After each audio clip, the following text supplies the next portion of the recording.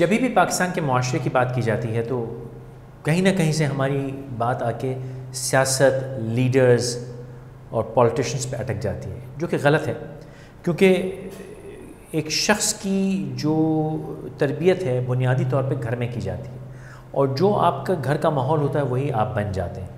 तो हमारी जो टीम है यहाँ पे बैठे हम बात कर रहे थे, तो बातचीत में ये तय किया गया कि एक हमें सीरीज़ अलग से इसी चैनल पे, फैसल कुरैशी मेरा चैनल है यूट्यूब पे, इस पर एक सीरीज़ करनी चाहिए। इसमें हम रिश्तों की बातें करें, रिलेशनशिप्स की बातें करें, घरानों की बातें करें, वालिदैन की बच्चों की परवरिश की ज़िम्मेदारियाँ या बच्चों की वालिदैन की तरफ ज़िम्मेदारियाँ, आपस में बहन भाई के रिश्ते, मियाँ बीवी के रिश्ते, आपके रिलेशनशिप्स हैं, चाहे वो रोमांटिक रिलेशनशिप्स हों, चाहे इंटरपर्सनल रिलेशनशिप्स हों, उस पर हमें बातें करनी है। तो ये एक सीरीज़ है जिसका हम नाम for the lack of a better name हमने इसको रिश्तों के नाम से एक सीरीज़ कर दी। अगर आप बेहतर नाम सजेस्ट कर सकते हैं तो प्लीज़ कीजिएगा, क्योंकि बहुत से लोग शायद खुश हो जाएं कि हम रिश्ते करवाएंगे। रिश्ते नहीं करवाएंगे, करवा सकते तो ज़रूर करवाएंगे लेकिन इन तमाम चीज़ों में बातें करेंगे।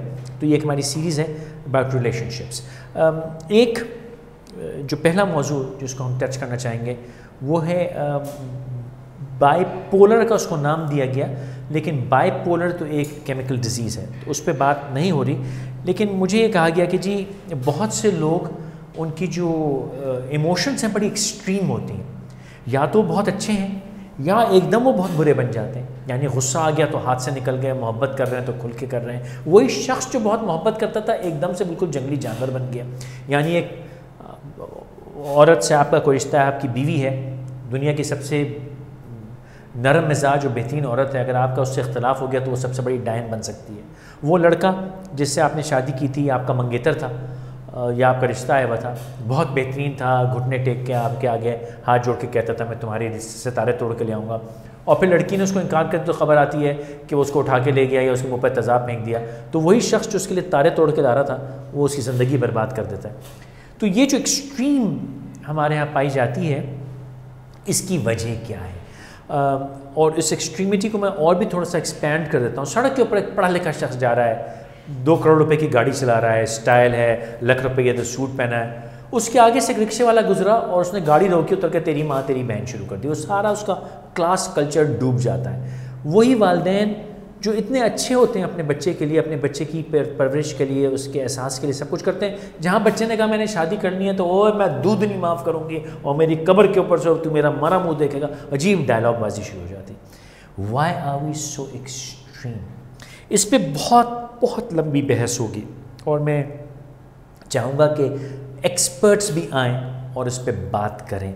आप लोगों को भी कमेंट्स, फीडबैक जो है बड़ा इंपॉर्टेंट है, मैं चाहूँगा उसको इंक्लूड किया जाए। लेकिन कोइंसिडेंटली ऐसा हुआ कि आज ही मैं बैठा नेटफ्लिक्स के ऊपर पुराना स्टार ट्रैक, कोई अच्छा कंटेंट है, मैं सोचा पुराना स्टार ट्रैक देखते हैं।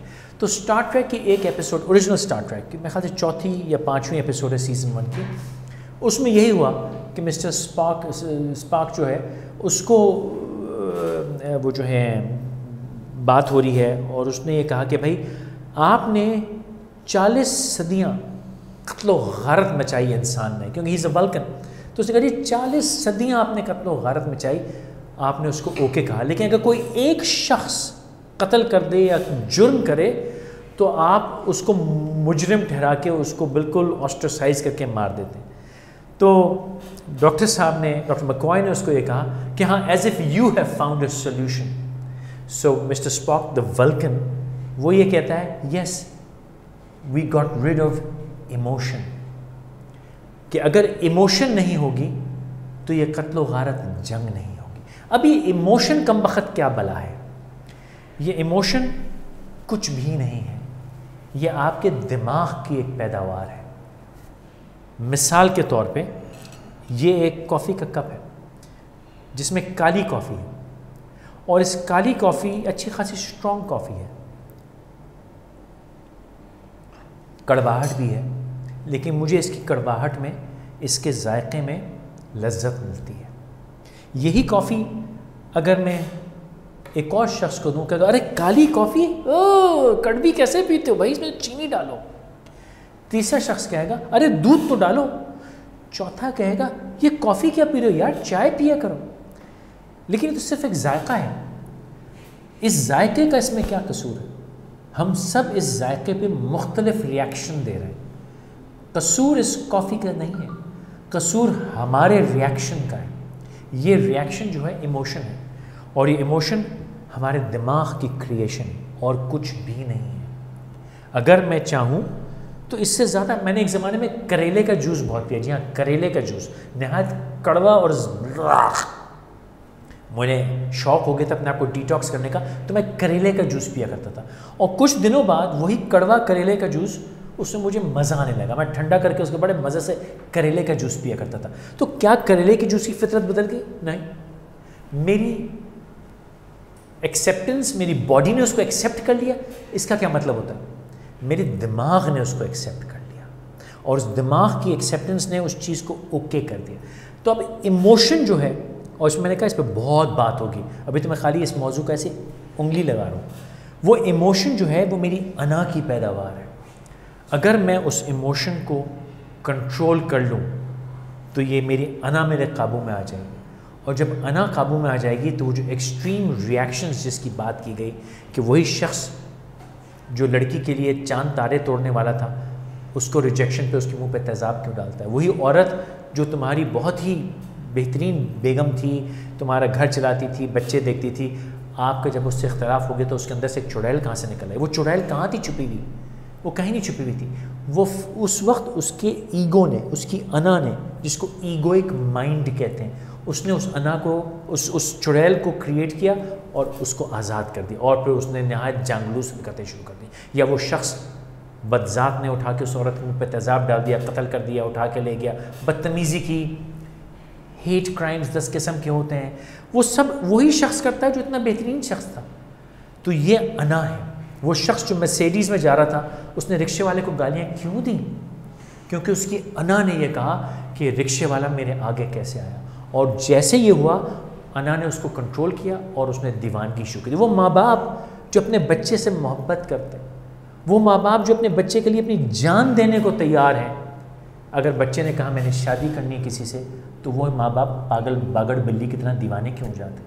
और अगर खुदा न खास्ता, और ये हमारी फिल्मों में दिखाया गया है, इस पर भी बहुत बहुत बात होगी, हमारी फिल्मों ने 70s से दिखा रही हैं, लड़का लड़की इश्क, लड़की अमीर लड़का गरीब, माँ बाप का झगड़ा, लड़का लड़की घर से भाग गए, या उन्होंने ख़ुदकुशी कर ली, या कुछ और हो गया, एंड में माँ बाप मान गए।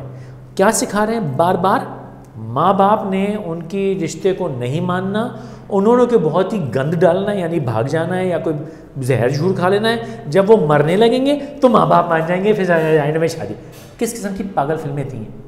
लेकिन अगर उसका लॉन्ग टर्म इफेक्ट देखें तो हमने ये बच्चों को समझाया है, तुमने बात मनवानी है, फिर सूली डालो, घर से भाग जाओ, ख़ुदकुशी की धमकी दो, ब्लेड मारो अपने आप को तकलीफ़ दो, और जब अपने आप को तुम तकलीफ़ दोगे तो फिर आपके माँ बाप आपकी बात मान जाएंगे। ये जो अना है, ये अना की जो क्रिएशन है, उसको हमें काबू करना है। माँ बाप को क्या प्रॉब्लम है?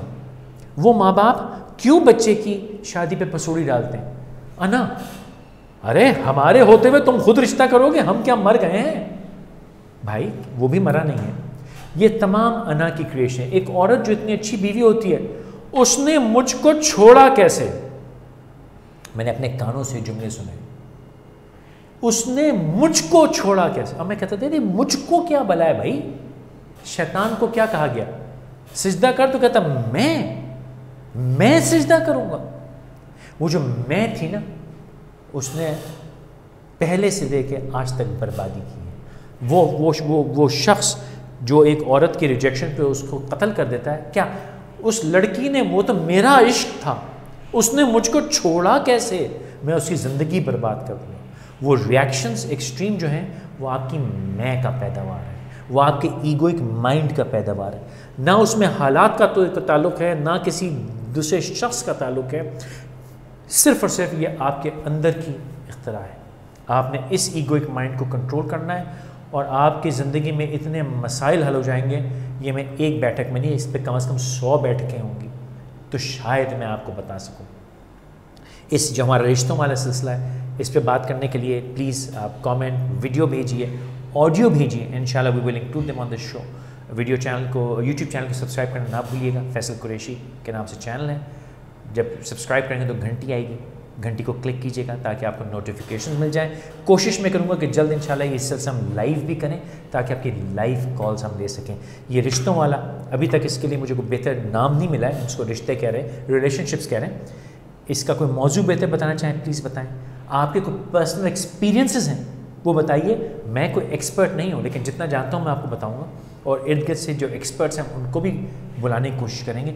आपके कोई मसाइल हैं, आपके कोई ओपिनियंस हैं, प्लीज़ शेयर कीजिए। ये इतना गहरा, इतना वसी टॉपिक है कि जितनी हम बात करें उतना कम है, और उस पर बात करना बहुत लाजिम है।